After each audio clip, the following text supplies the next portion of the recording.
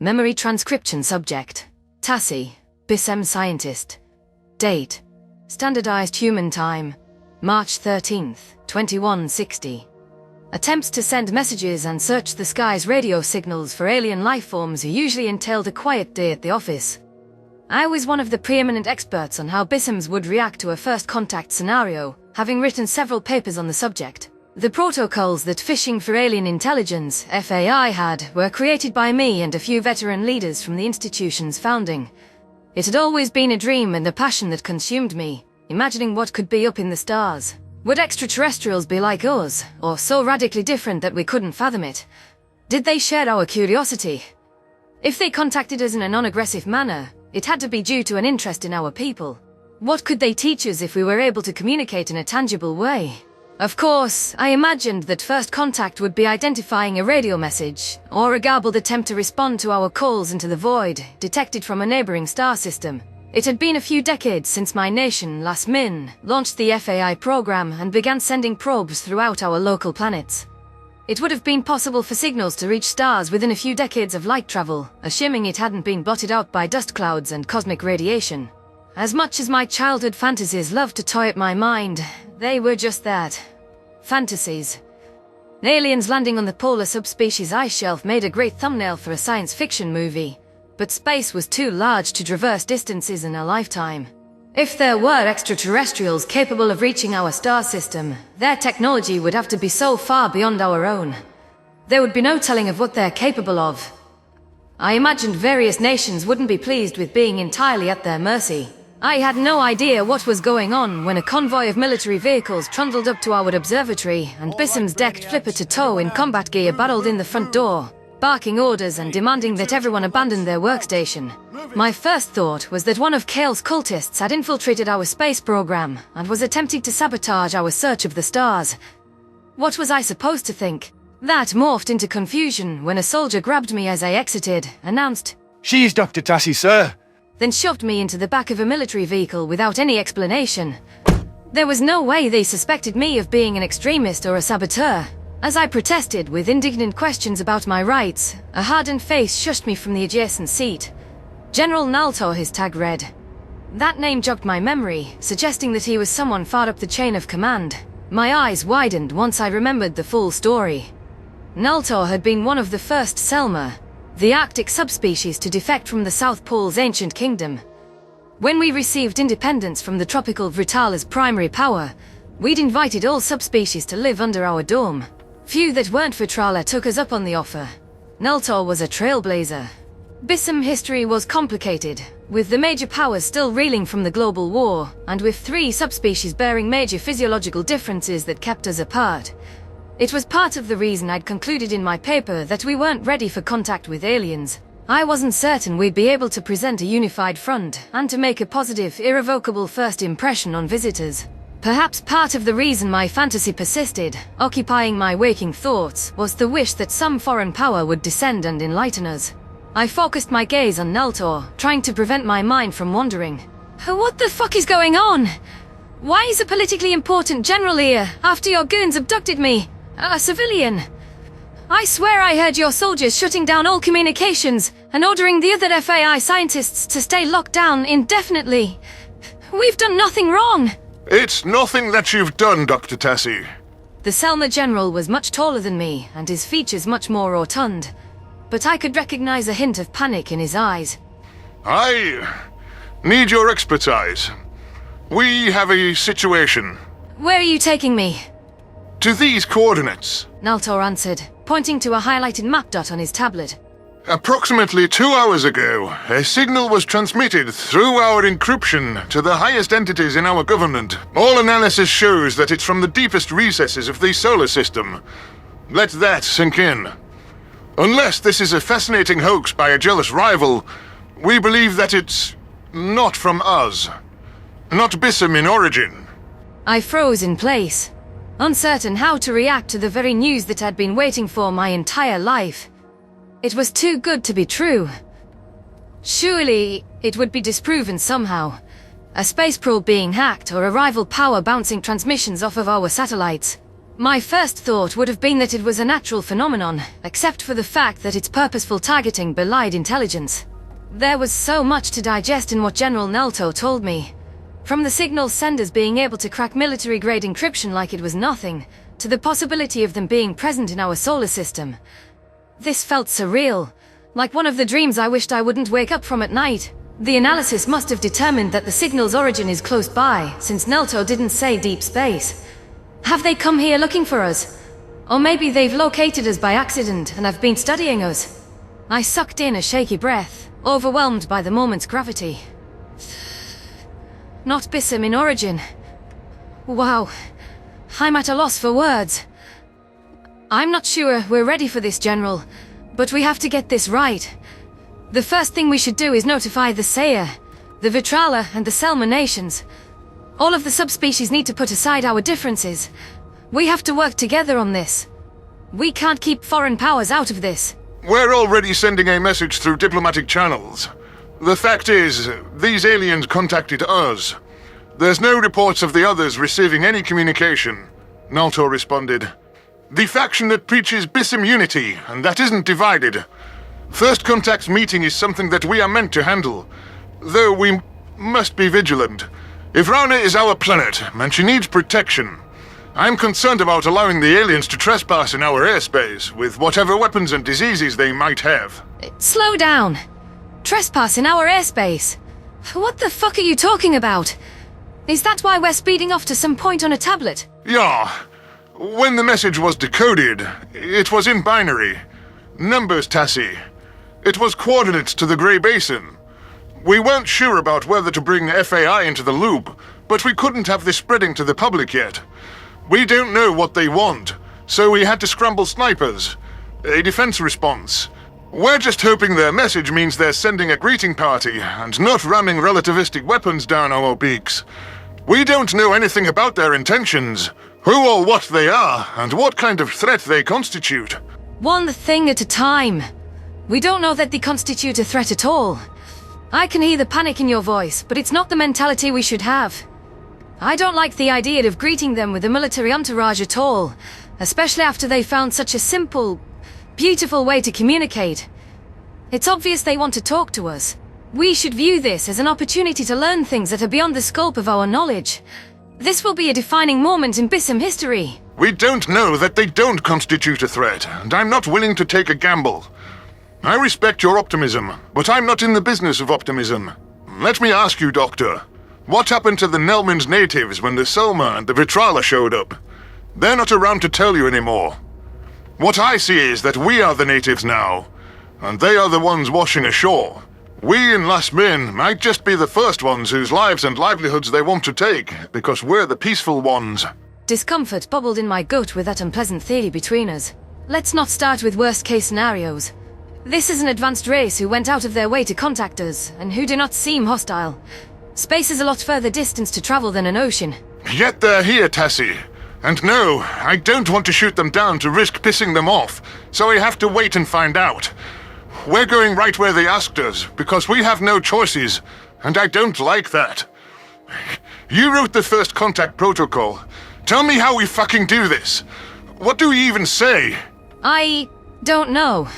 Though I'm delighted to be a part of this. We need to extend our flipper in peace if anyone does arrive. We don't know what those coordinates mean.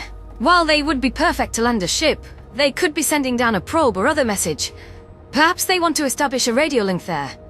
Whatever they sent the solar system message from, it might not even be manned. Okay, let's assume we do talk to them, one way or another.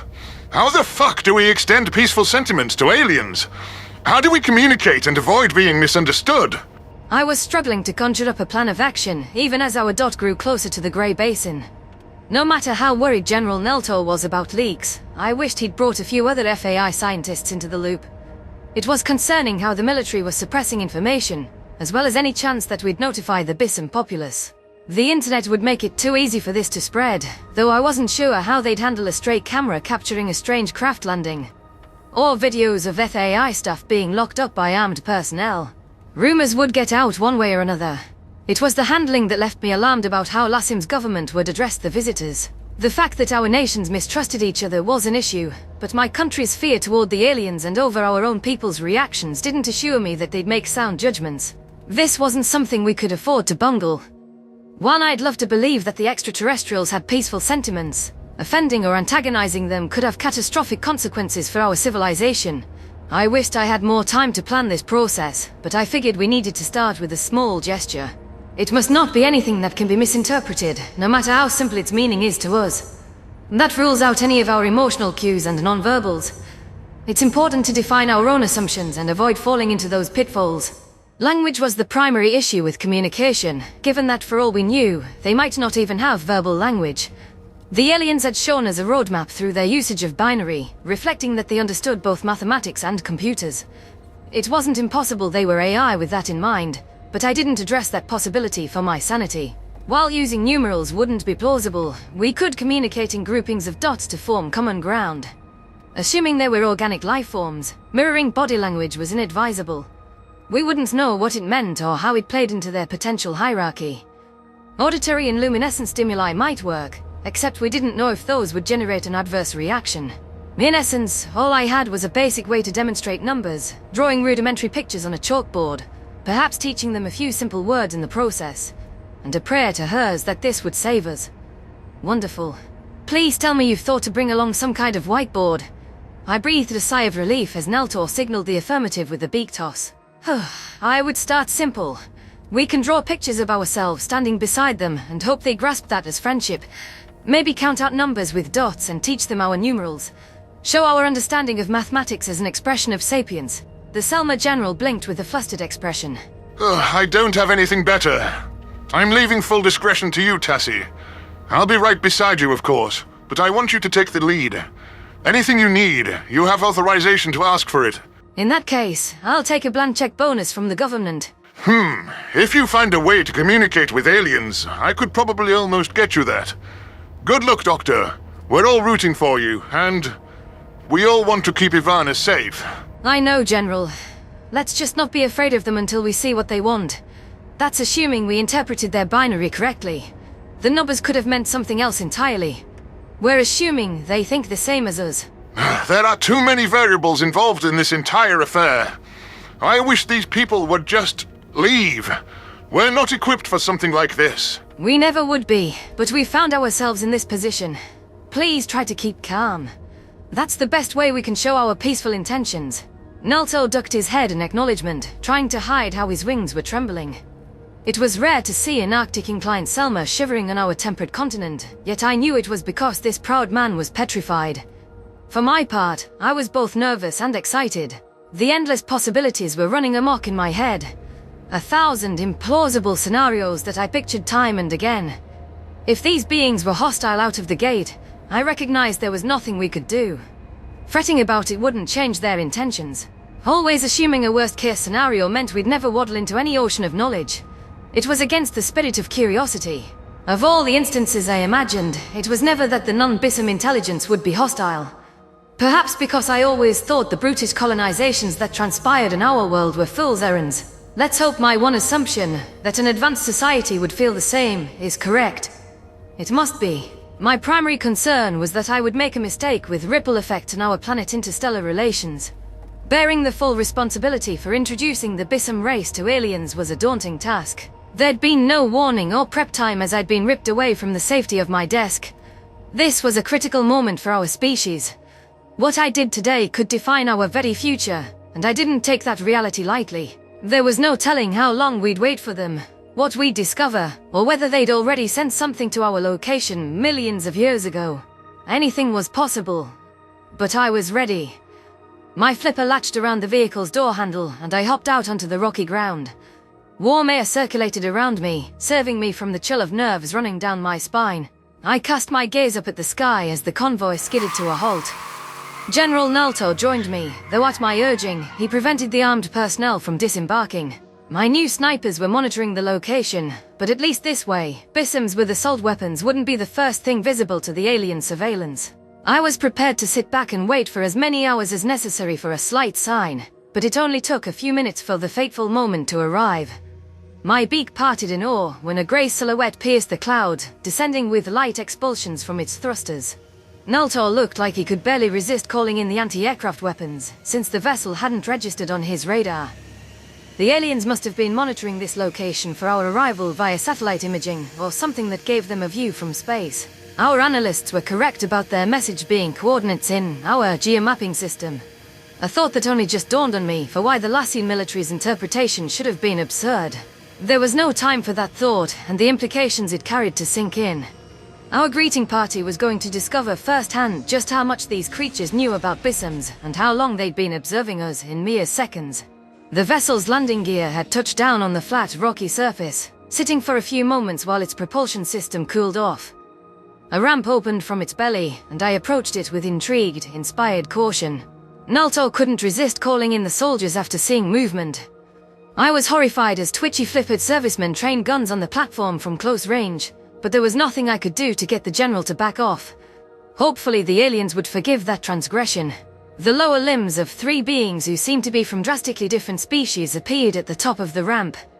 Their movements were slow, but with deliberate progress, and their features were cloaked beneath spacesuits. I took the time to soak in everything that I could gather about their forms. These were organic life forms similar to us, with an anatomy that was recognizable in many ways. Each of the creatures had 2 legs for bipedalism, 2 manipulator limbs, and a head atop their torso. Interestingly, none of them resembled Bissems in the sense of looking avian.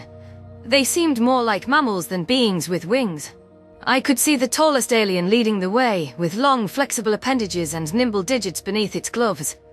A creature with stout legs and extra space to accommodate a seemingly puffy spine followed the lumbering being. The final member of the 3 was the only one that had a spot for a tail built into its suit, and it seemed both the shortest and the slowest of the posse. It was impossible to discern the features of any of their craniums hidden beneath opaque spherical masks. Questions raced in my mind, since it was evident these were different species. Did multiple sapient races evolve on the same planet, resulting in even starker differences than between Bissem subspecies? Was there something else at play here entirely? Who were they, and what did they want? How did they plan to approach first contact once they reached the bottom of the ramp? And would General Nulthor's army scare them off? Despite the tremendous uncertainty, I found myself wandering closer to the visitors until I stood right where the ramp met rocky ground. The aliens halted a flipper's length away from me, seeming to size me up. I could feel the tension from the Lassian military as their weapon barrels kept watch over the first interaction. My heart was hammering in my chest, desperate to find out what would happen. However, the next occurrence was about as shocking of an outcome as I could fathom. The tall creature turned its head slightly as a microphone projected a gravelly voice from inside its helmet. Greetings from the people of the Sapient Coalition. We come in peace. I nearly tripped over in disbelief while gasps sounded among the military observers. The alien had greeted us in perfect Vrit, our language. That should not have been possible.